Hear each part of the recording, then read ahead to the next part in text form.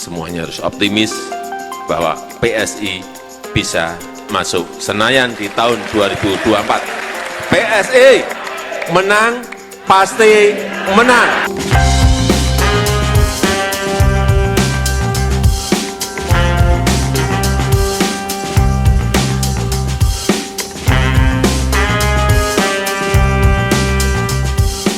Nah, memang pemilu kali ini sungguh-sungguh di luar perkiraan dan di luar dugaan. Yaitu apa? Di sini PSI. Ya, Anda tahulah, pada waktu lalu baliho, spanduk bahkan bertebaran di mana-mana.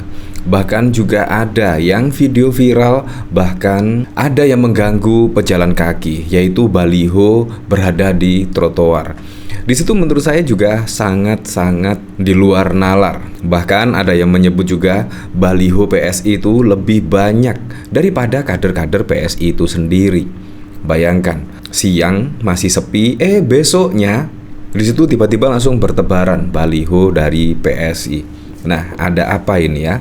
Walaupun juga sudah didukung oleh Presiden Joko Widodo, ya secara tidak langsung sih. Di sini bahkan juga Presiden Joko Widodo mendatangi undangan dari Ketua Umum PSI, yaitu bahkan diajak ngopi dan lain sebagainya. Di situ kan menurut saya sudah mulai terang-terangan lah. Di situ Presiden Joko Widodo setidaknya ya mengkampanyekan PSI lah untuk lolos di parlemen, yaitu minimal 4%. Tetapi kenyataannya apa?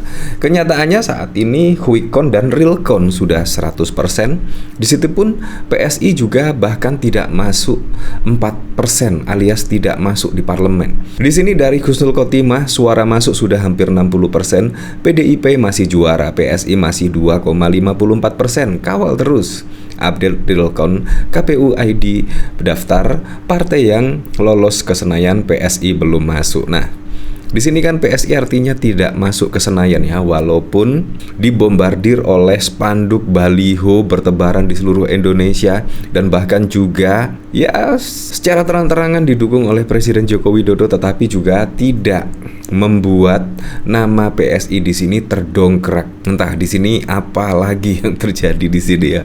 Di sini kan artinya efek Jokowi efek, berarti kan di sini tidak nampak. Dan bahkan hasilnya juga hampir sama ya di sini, bahkan juga tidak terdongkrak naik dan lolos di parlemen. Nah, dari sini saya juga penasaran, kira-kira komentar-komentarnya seperti apa ya di sini. Di sini dari rakyat cinta damai, jangan sampai diperdaya oleh hasil sirekap yang bermasalah. Waspada adanya aksi sulap, tahu-tahu jadi 4,1%. Nah, kalau dilihat dari sini, yaitu bahkan Grace Natali optimis PSI masuk Senayan, survei internal kita lolos 4%. Ya sama itu dengan Anies Mohaimin. Di survei internal di situ bahkan juga ada 2 putaran.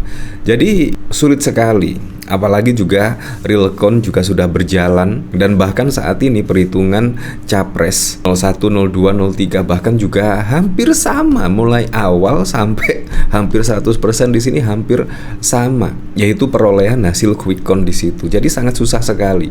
Tiba-tiba di sini misal PSI dari 2,54% tiba-tiba 4% lebih. Nah, di sini tanda tanya, ada apa semua ini? Pasti masyarakat bertanya-tanya.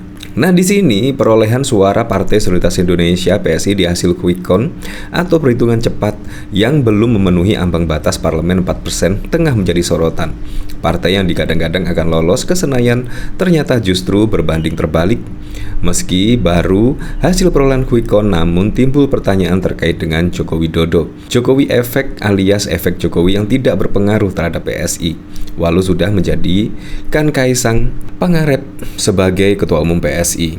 Menanggapi hal tersebut, Wakil Ketua Dewan Pembina PSI Grace Natali mengatakan partainya masih optimis bisa lolos parlemen melampaui ambang batas 4% dengan memilih untuk menunggu hasil rekapitulasi manual yang dilakukan.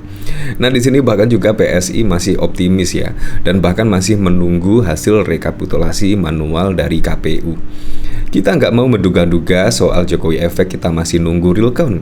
Karena tadi survei internal PSI lolos 4%, tutur Grace saat ditanya awak media di DPP PSI Jakarta Pusat pada 16 Februari 2024. Nah, di sini bahkan juga baliho Kaisang bertebaran di desa-desa Tuban tidak libatkan kader PSI saat pemasangan. Nah, kira-kira melibatkan siapa? Banyak yang berkomentar, tiba-tiba baliho PSI itu di mana-mana. Padahal kalau kita lihat kader-kader PSI itu ya, menurut saya lebih banyak balihonya, lebih banyak spanduknya daripada kader-kadernya. Nah, di sini bahkan ada berita baliho Kaisang bertebaran di desa-desa Tuban tidak libatkan kader PSI saat pemasangan. Nah, kira-kira siapa lagi yang memasang ya di sini?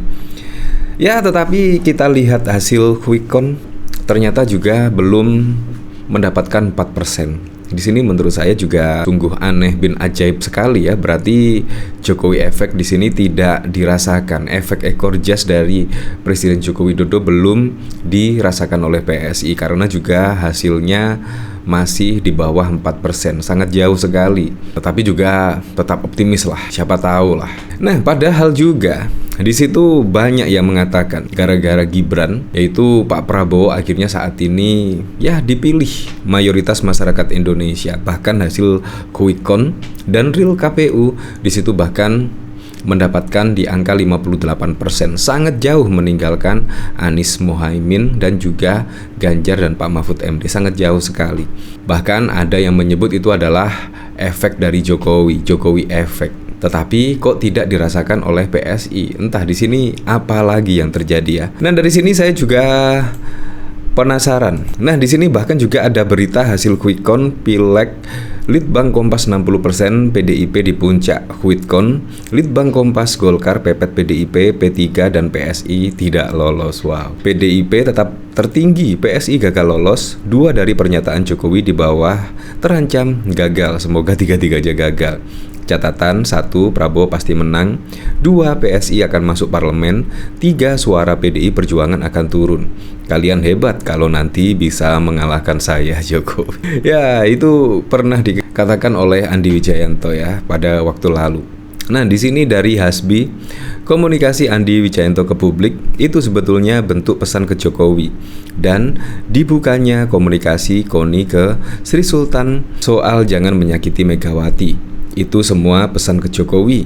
Dari situ mungkin Jokowi mikir kalau mau gembosi PDIP, jadilah PSI yang dikorbankan.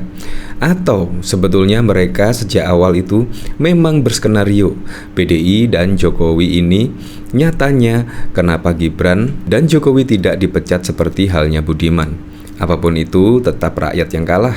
Demokrasi suram, nepotisme terang-terangan, pelanggaran etika tidak lagi dihiraukan.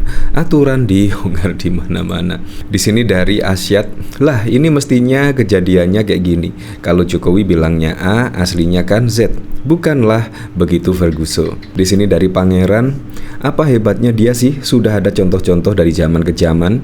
Zaman Namrud yang memiliki kepintaran yang tinggi bukan cuma bangun jalan tol dengan hutang, tapi mengaku sebagai Tuhan akhirnya.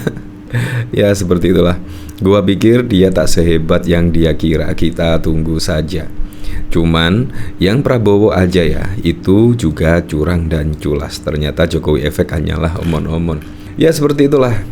Jadi menurut saya apapun besok presidennya ya, semoga saja bisa merealisasikan janji-janji kampanyenya, bisa merealisasikan program-programnya sehingga bisa bermanfaat langsung oleh masyarakat.